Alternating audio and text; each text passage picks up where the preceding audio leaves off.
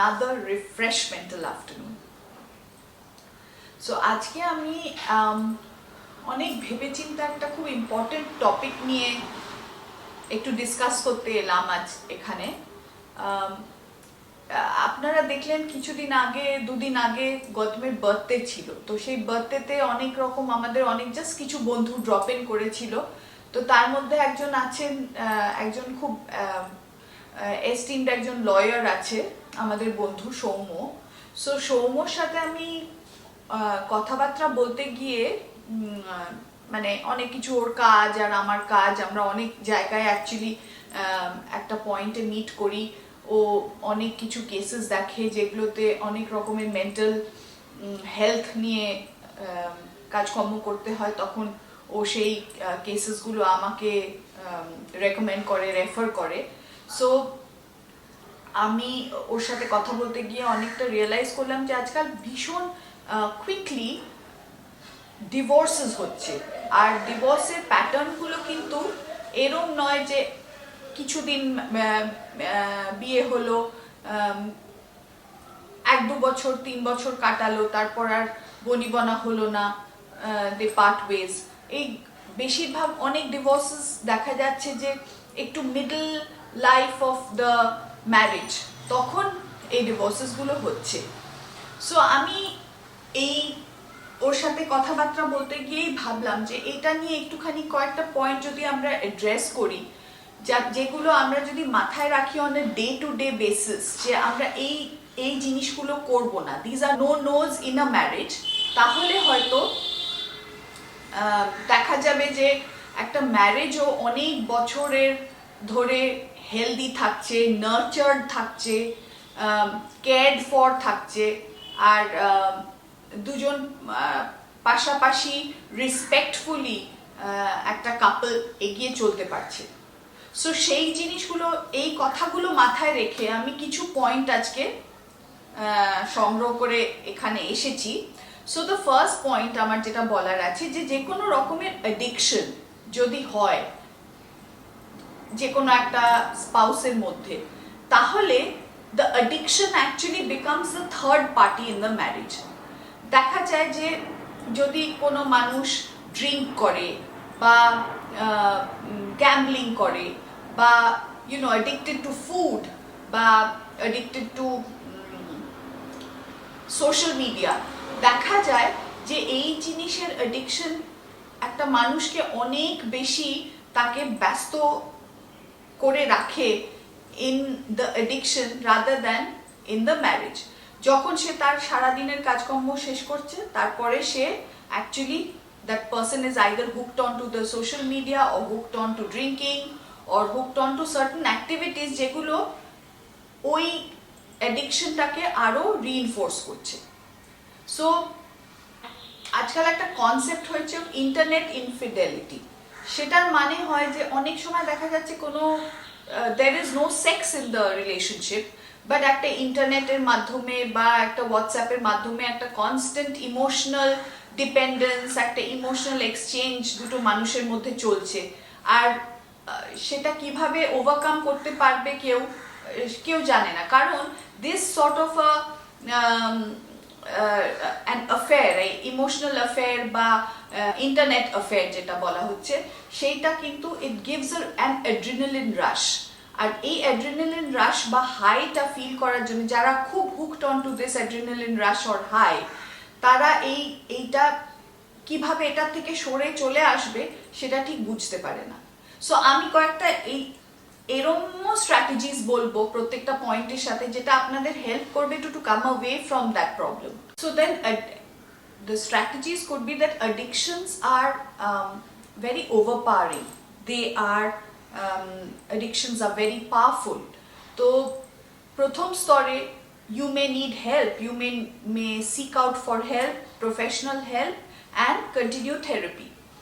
আরো একটা জিনিস হচ্ছে যে যদি মানে যার এইরকম একটা অ্যাডিকশন অবস্থায় আছে, যদি তারা তাদের ভ্যালিউ সিস্টেমটাকে আরেকবার রি-এক্সপ্লোর করে, তখন অনেক সময় সেটা ডিটারমিনেশনটা ডেভেলপ করে to work on repairing the marriage.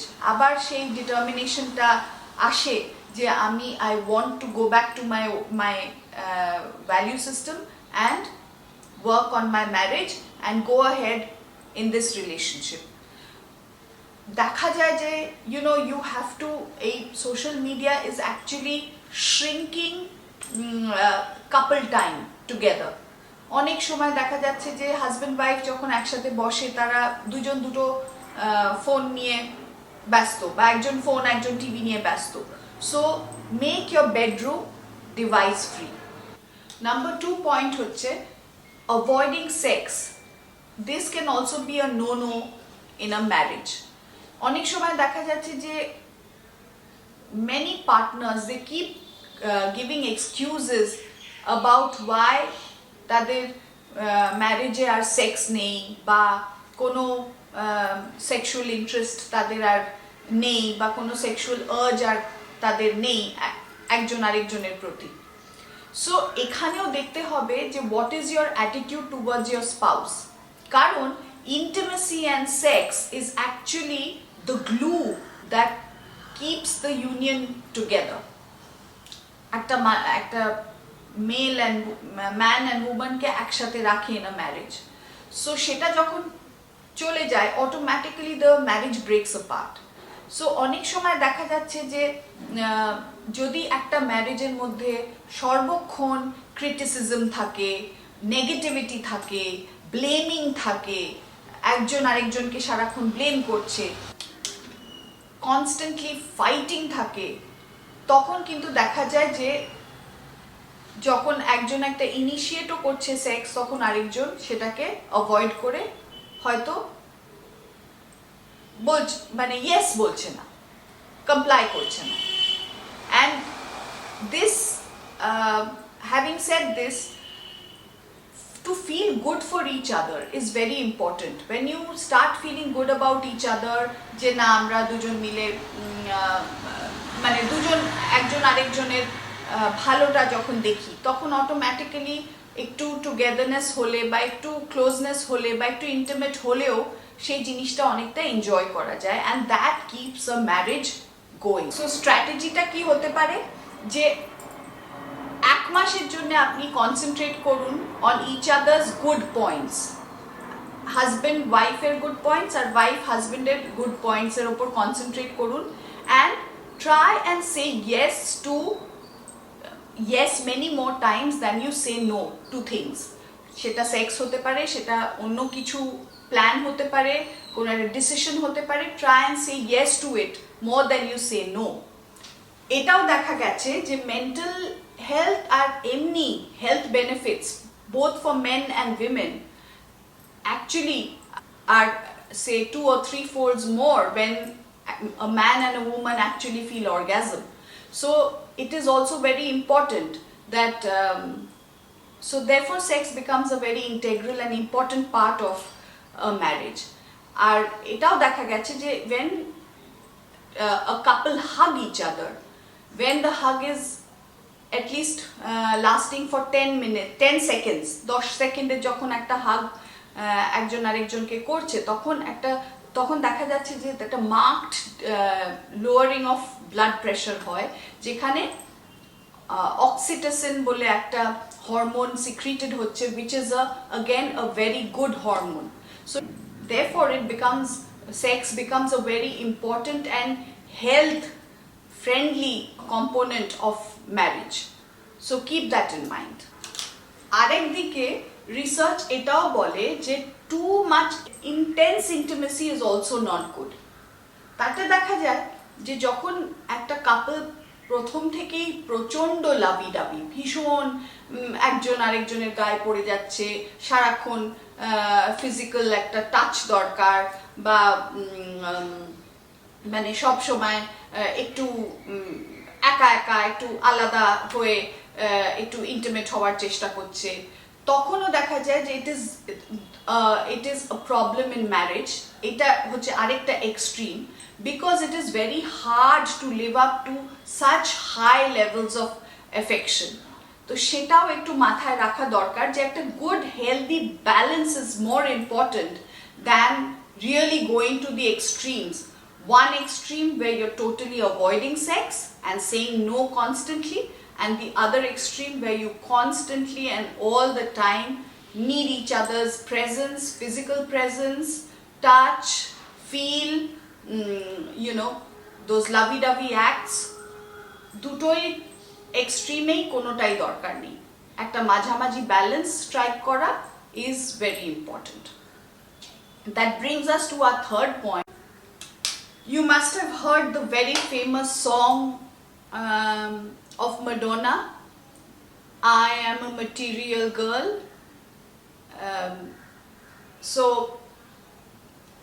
এটাও একটা point which is a no in marriage, আর সেটা হচ্ছে always looking at material interest over other interests.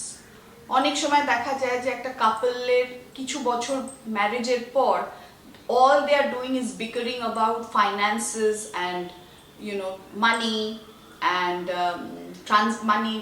cash transactions etc. সব সময় হিসেব করছে আমি এটাতে এতটা খরচ করলাম, আরেকজন বলছে আমি অমুক জিনিসটা কিনে আনলাম, কিছু তো তুমি তো টাকা ফেরত দিলে না। এই জিনিসগুলো এরকম বিকারিংগুলো যত থাকবে তত অ্যাকচুয়ালি একটা বিবাহিত জীবনে অশান্তি বাড়বে। So try and keep this at it's lowest, কারণ এখনো অবধি আমাদের অনেক জায়গায় আমাদের সোসাইটিতে a man is a bread earner. তো অনেক সময় যখন দেখা যায় যে একজন পুরুষ মানুষ একজন মহিলার ওপর ফাইন্যান্সিয়ালি ডিপেন্ডেন্ট, সেটাও কিন্তু সেই ম্যারেজটাও অনেক সময় it doesn't work out because the wife is not happy to পুরোপুরি take the burden of the finances. There is আরেকটা কনসেপ্ট আছে called financial infidelity. Financial infidelity হচ্ছে যেখানে একজন আরেকজন পার্টনারের সাথে they are very secretive. তারা নিজেদের ফাইন্যান্সিয়াল স্ট্যান্ডিং গুলো ওপেনলি এক্সপ্রেস করে না, বলে না, ডিসকাস করে না। They want to keep secret কোথাও কোনো ব্যাংকে অ্যাকাউন্টস আছে, তারপর কোনো রকম টাকা পয়সার কথাবার্তাই হয় না, কোনো প্ল্যানিং হয় না, কারণ সেই ট্রান্সপারেন্সিটা নেই। দুজনের থেকে লুকিয়ে রাখে, অনেক রকম লাইজ বলে। So these are again issues which lead to a breakup in marriage. So what does one need to do in such a case? Actually খুব non-threatening ভাবে যদি financial প্ল্যানিং করা যায় বা ফাইন্যান্সিয়াল প্ল্যানিং গুলো ডিসকাস করা যায় instead of screaming and shouting and blaming each other, তাহলে দেখা যায় যে বিকজ একটা ফিউচার প্ল্যানিং তো খুব দরকার হয় for future security, financial security. So কোথায় ইনভেস্টমেন্ট হবে, কোথায় কিভাবে সেভিংস হবে, এই জিনিসগুলো যদি একটা নন থ্রেটনিং ভাবে ডিসকাস করা হয় তাহলে দেখা যায় যে একটা couple can be very successful in their marriage. তারপর দেখা যায় যে অনেক সময় যে কাপলসের মধ্যে একজন থার্ড পার্টি ঢুকে আসে। There's always someone else present in the marriage. Third party না হলে একজন somebody else একজন present in the marriage. It can be যে parents হতে পারে, কারোর ভাই বোন হতে পারে, দাদা দিদি হতে পারে, relatives হতে পারে বা friends হতে পারে। So একটা কাপলের বিয়ে হওয়ার পর থেকে তারপরে কিন্তু প্রাইমারি গ্রুপ হচ্ছে হাজবেন্ড ওয়াইফ আর তাদের ইমিডিয়েট বাচ্চা কাচ্চা, চিলড্রেন, কিন্তু তখন প্যারেন্টস আর সিবলিংস বা ফ্যামিলি, অন্য family members, they become secondary. তো এরকমও অনেক সময় দেখা যায় যে বাড়িতে হাজবেন্ড ওয়াইফের মধ্যে একটা কিছু ডিসকাশন হলো, ইমিডিয়েটলি পুরো বাবা মা এক্সটেন্ডেড ফ্যামিলি সবাই জেনে গেল। সো সেই জিনিসগুলোকে একটু কিছুটা কার্টেল করা, কিছুটা রিস্ট্রেন করা, আর এগুলো কিভাবে এটার নেগেটিভ ইম্প্যাক্টগুলো কিভাবে সেভ করা যায় বাই বিল্ডিং বাউন্ডারিজ, যে both husband and wife need to build boundaries with their family, with their parents, যে আমরা এতটাই মানে এতটা অবধি আমরা শেয়ার করব, আমরা বলবো, and beyond that it will be something very private. অত বলে করতে হয় না, but it can be certainly implied in many ways. তো এই জিনিসগুলো যদি মাথায় রাখে তখন দেখা যায় যে একটা marriage can actually work and can be successful. Not communicating clearly can also be another bad habit in a marriage. Every statement, if it turns into a fight, তাহলে দেখা যায় যে এটার দেখা যাচ্ছে যে ঠিকভাবে তাহলে কথাগুলো কমিউনিকেটেড হচ্ছে না, একজন আরেকজনের কথা শুনছে না, বেশিরভাগই ইউ স্টেটমেন্টস, বাট উল্টে actually on the other hand you should make more I statements, যে I feel like this, and always make it a point যে কি আপনি চাইছেন সেটা ক্লিয়ারলি আপনার পার্টনারকে এক্সপ্রেস করা, কারণ your partner is not a mind reader, so he or she cannot understand what you want. এটা যদি clearly expressed হয় তাহলে কিন্তু it can be a precursor to a good marriage. Actually, why only in a marriage? It can in any relationship. Communication, clear, open communication is very important in any relationship, in any interaction. একটা exercise যেটা I can suggest, যেটা আপনারা করতে পারেন, সেটা হচ্ছে যে husband wife দুজন মুখোমুখি বসুন and let one person speak first. আর সে যখন ফার্স্ট স্পিক করছে তখন আরেকজন কোনো রেসপন্স করবে না, শুধু চুপচাপ শুনবে। তারপর তার বলা হয়ে যাওয়ার পর যে শুনলো সে এবার বলবে যে কি কি শুনলো, কি কি বুঝলো।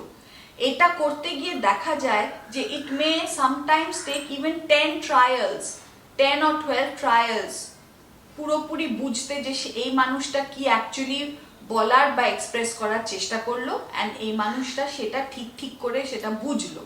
So it is very important that in a marriage just sit and hear each other out rather than keep talking together at the same time, because তাহলে communication totally gets lost, the point totally gets lost in the crowd of words, আর কিচ্ছু কেউ আরেকজনের কথা বা আরেকজনের feeling বা আরেকজনের কিছুই বুঝতে পারে না।